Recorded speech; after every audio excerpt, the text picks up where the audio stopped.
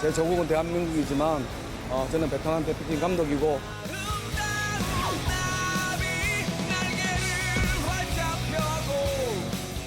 베트남 사람들뿐만 아니라 그 한국민들한테 커다란 감동을 줬다고 생각해요. 그러게 말입니다. 네, 그러면은 네. 2002년에 히딩크 감독이 그 이루었던 신화 네네. 그걸 다 재현하는 느낌이 드는 거죠. 네, 왜냐하면 네. 우리가 그때보다 훨씬 더 지금 경제적으로 어렵고 사는 게 좀 뭐라 그러나 말로 좀 피폐해진다 할까 네. 팍팍해진다고 할까 이런 때인데 뭔가 희망을 갖고 싶은 것이죠. 근데 뚜렷한 모델은 보이지 않고 이럴 네. 때 박항서 감독이 여기서 잘 나가던 감독이 아니었잖아요. 네. 그런데 거의 퇴출되는 분위기로 베트남에 가셔가지고 네. 거기서 베트남어도 모르고 영어도 몰라요. 그런데도 온몸을 던진 거 그게 우리한테 신선하게 다가오는 것이죠. 우리는 지금 너무 머리로 생각하는 사람들이거든요. 따져보고. 근데 그런 게 아니라 말도 모르지만 일단 가서 온몸을 던진다. 그러니까 말을 잘 못하니까 스킨십을 많이 했다는 거예요. 선수들이랑. 아, 말을 못하니까. 네, 말을 못하니까. 그러니까, 몸으로 바디랭귀지로. 네. 왜냐하면 그러니까 이제 뭐라고 말이 안 통하니까 팔도 짚고. 주물러주고 네, 네. 껴안아주고 그러니까 말이 안 되니까 일단 껴안아주는 게 가장 그 보편적인 언어잖아요. 네, 네. 그래서 시합하는 그 모습을 보면요. 굉장히 열광적이죠. 네. 뭐 거의 그 팬 이상이에요. 그러니까 감독 같지가 않아요. 뭐 시합에 완전히 몰두해 있는 모습인 거죠. 네. 그런데 그런 게 또 우리에게는 신선하게 다가오는 것이죠. 온몸을 던져서 정말 모든 거를 다 쏘아다 붙는구나. 선수들과 함께 뛰는 예, 느낌이었어요. 그러니까 네네. 우리도 저런 걸 우리가 잃어버렸었다. 우리도 다시 저런 걸 찾아야 된다. 온몸을 던져서 사심없이 네. 마지막까지 불꽃을 태우는 그런 사람들을 한국민들은 원하고 있다. 그래서 저는 박항서 감독이 올해 굉장히 한국한테 좋은 일을 많이 했다. 이렇게 생각해서 제가 선정했습니다. 네. 저는 베트남 축구에서만 뭔 기록을 세운 줄 알았더니 놀라운 기록을 세웠더라고요. 그러니까 2018년도 A매치 네네. 16연속 무패. 네네네. 이거는 전 세계를 통틀어서 A매치 감독, 국가대표 감독 중에서 박항서 감독이 세웠어요. 프랑스는 얼마 전에 깨졌죠. 프랑스가 15로 끝났대요. 그죠. 네, 네. 근데 이걸 세웠고 그리고 2008년 이후 10년 만에 스티키컵 우승을 그러게 했고, 말입니다. 그리고 베트남 축구 역사상 피파 랭킹 100위권에 한 번도 없었대요. 근데 이제 100위로 안으로 이제 들어왔죠. 네. 진입을 한다는 건데 그래서 박항서 열풍이 대단하죠. 그렇죠. 그런데 네. 박항서 감독한테 진짜 고마운 것은 제가 예전에 베트남을 간 적이 있어요. 베트남을 간 적이 있는데 호치민시에 전쟁 박물관이 있거든요. 갔는데 로비에 가운데 밀라 군인 인형이 있습니다. 네. 미군하고 한국군이에요. 그리고 한국군이 이렇게 칼 들고 이렇게 안 좋은 장면이거든요. 그만큼 베트남 전쟁에 대해서 미국 못지않게 한국에 대해서도 굉장히 적대감이 있는 거죠. 근데 어쨌든 이번에 박항서 감독이 한국에 대한 이미지를 개선하고 네네. 그 자체가 국익적으로 엄청난 이익이잖아요. 그래서 어느 외교부 장관이 할 수 없는 것을 그럼요. 박항서 감독이 일궈냈다. 그래서 지금까지는 터키에서 우리나라가 제일 많이 대우를 받았거든요. 터키 가면 한국 사람들 진짜 네. 좋아해요. 친구 나라. 근데 터키 못지않게 이제 베트남에 가면 한국 사람 그러면 굉장히 막 식당 가면 보너스도 막 줄 것 같고 막 그렇게 할 것 같아요. 네, 실제로 그런 일이 있었죠. 가방 회사에서. 근데 그 베트남에서 최초의 한류 스타가 김남주 씨예요. 그렇습니까? 네, 그한 10여 년 전에 그 한류 그러니까 그 베트남에서 최고의 스타였어요. 그래서 그 그런 거 어떻게 베트남을 아시는 이제 거예요? 방문하면은 네. 요즘 말로 국빈급 대우를 받았죠 정말. 그걸 어떻게 그래서 아시죠? 그때 엄청난 붐이 일었어요. 그래서 그 드라마가 히트했었거든요. 네. 근데 본인은 뭐 베트남에서 어떤 저 광고도 찍었습니다. 제가 아내한테 남편이랑 아닙니다. 저는 호텔이요. 제가 아내한테 항상 하는 얘기예요. 인기 네가 많았지만 돈은 내가 벌었다. 저도 박항서 얘기를 한 번도 해야 되는데. 그럼요. 근데 이제 저는 딴 것보다도 박항서 감독이 어떻게 보면 굉장히 우리 토종 한국 사람인데 네.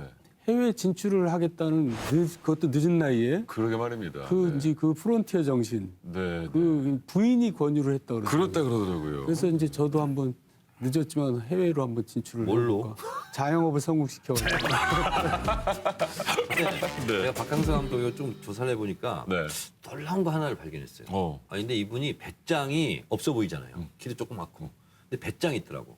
그 베트남에서 결승전 하기 전에 결승전 2번 했잖아요. 말레이시아에서 11일 날인가요? 네, 2대2. 12월 11일 했잖아요. 네네네. 그때요. 주전 6명을 뺐대요. 그러게 말이에요. 그 실은 못 하는데. 휴식을 취하겠다는 거예요. 어웨이에서 그러기 쉽지 않은데. 어웨이 네. 경기인데 주전을 6명을 빼. 그래요.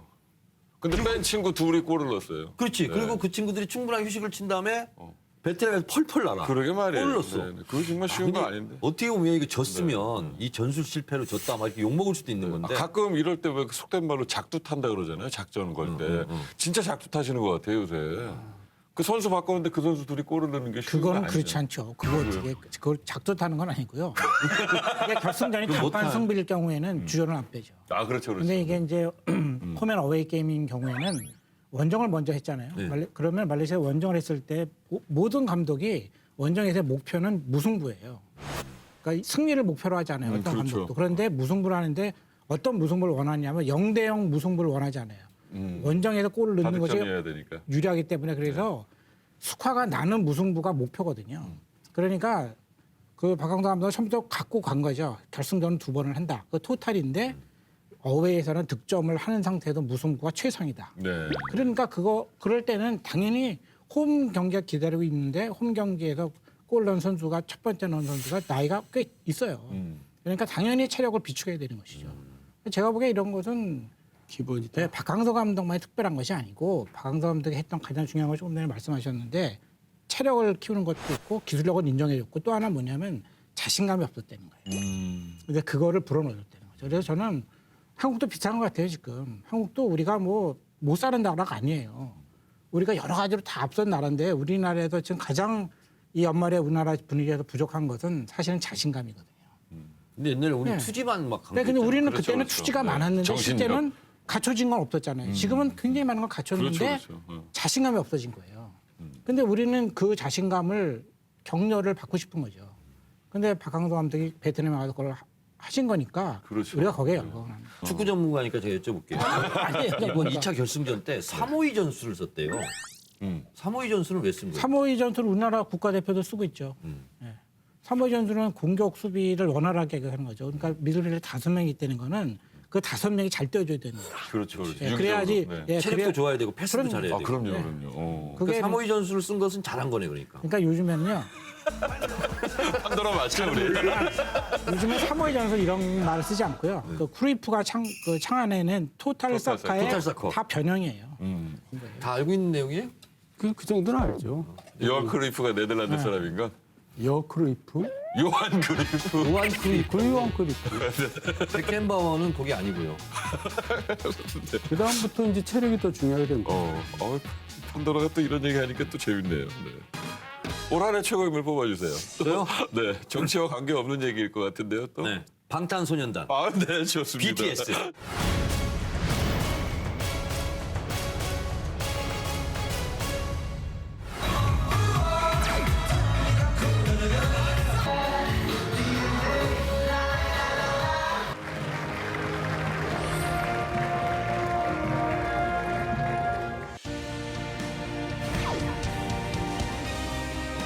True love first begins.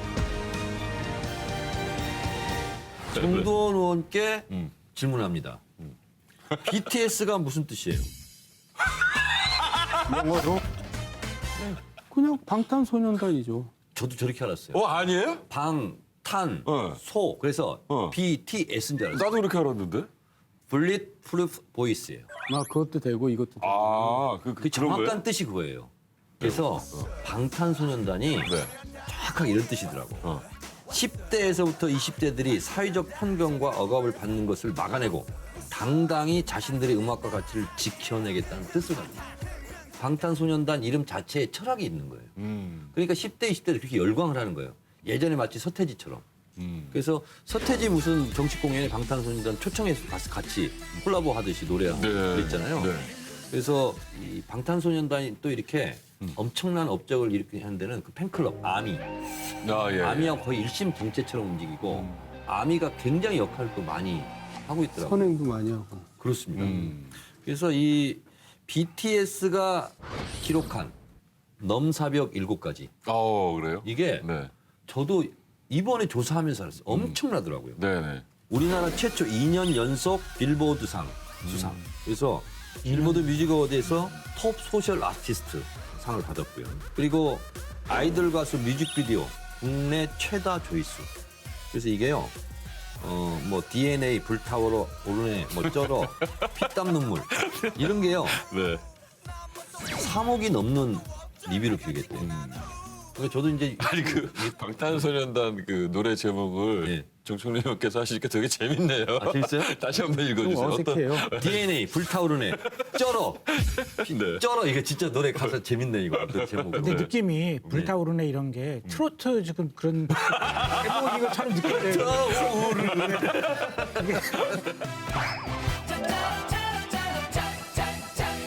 그리고 미국의 3대 토크쇼에 다 초대받은 아, 유일한 네.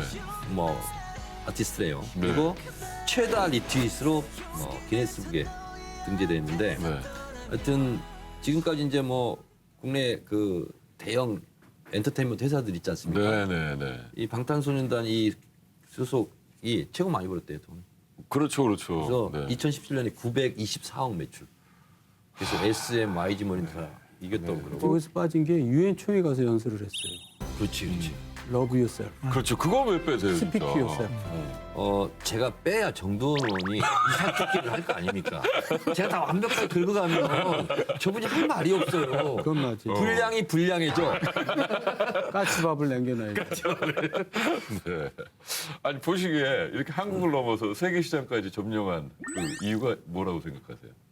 이런 거죠. 그러니까 비가 이제 미국에 상륙했을 때 네. 공연했는데 실패했거든요. 네. 비, 가수 비. 직접 가서 봤어요. 근데 그거에 관해서 미국에서 어떤 평을 했냐면은 네.